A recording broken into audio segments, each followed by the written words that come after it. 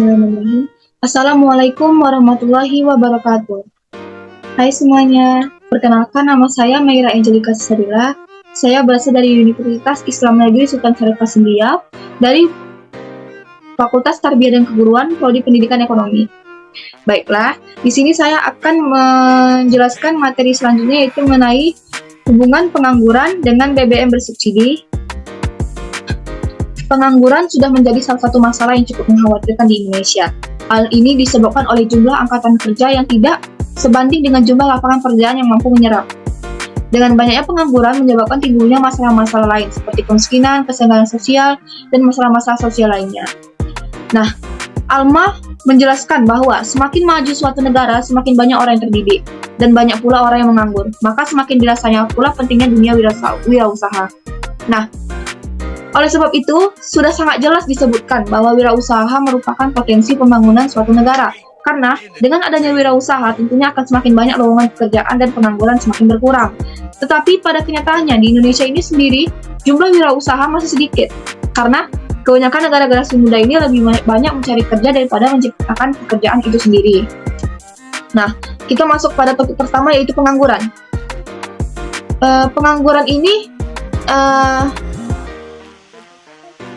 didefinisikan sebagai suatu keadaan di mana seseorang yang tergolong dalam kategori angkatan kerja atau labor force tidak memiliki pekerjaan dan secara aktif sedang mencari pekerjaan. Nah, orang yang menganggur dapat didefinisikan sebagai orang yang tidak bekerja dan secara aktif mencari pekerjaan selama 4 minggu sebelumnya. Nah, sedang menunggu panggilan kembali untuk suatu pekerjaan setelah diberhentikan atau sedang menunggu melapor atas pekerjaan yang baru dalam waktu 4 minggu.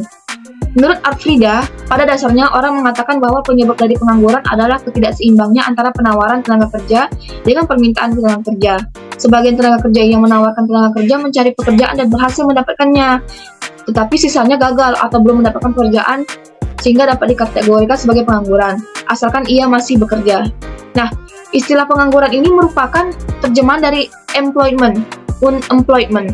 Namun, agar diartikan pengangguran, terdapat syarat yang harus dipenuhi. Yang pertama adalah ia harus aktif mencari pekerjaan, sehingga lebih banyak dikategorikan sebagai pencari kerja. Nah,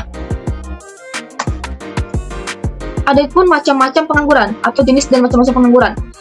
Berdasarkan pendekatan angkatan kerja, yaitu yang pertama pengangguran terselubung, pengangguran setengah menganggur, dan juga pengangguran terbuka. Yang pertama yaitu pengangguran terselubung atau disguised employment.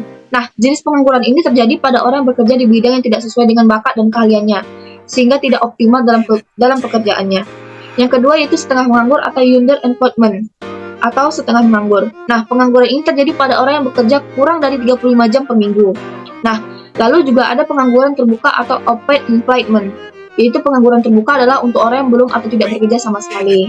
Nah, lalu berdasarkan penyebab terjadinya, yang pertama yaitu pengangguran struktural atau structural employment, yang kedua pengangguran friksional, yang ketiga pengangguran konjungtural, dan yang keempat pengangguran musiman.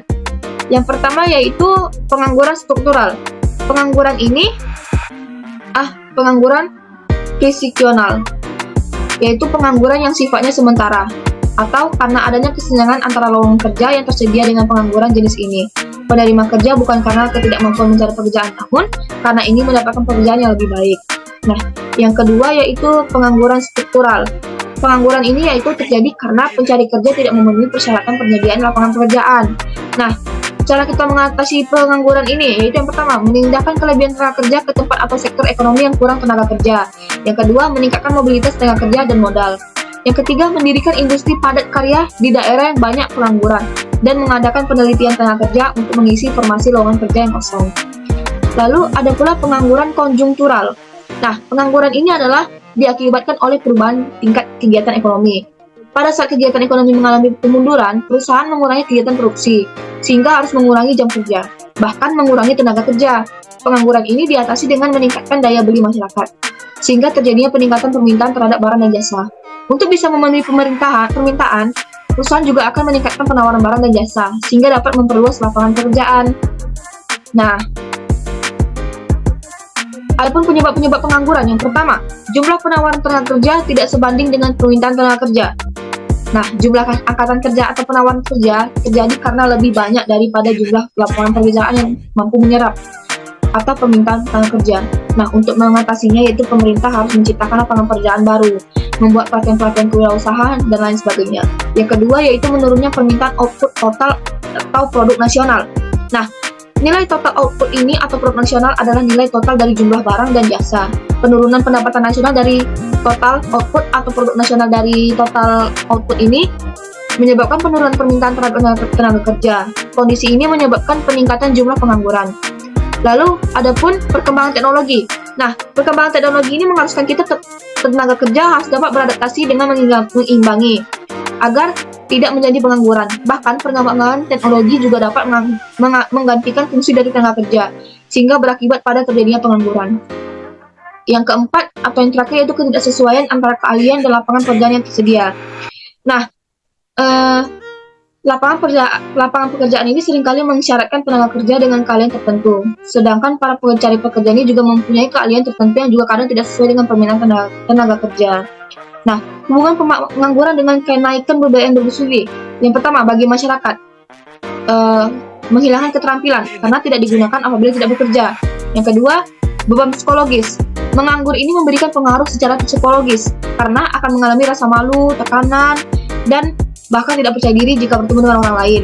Yang kedua, menimbulkan ketidakstabilan sosial dan politik.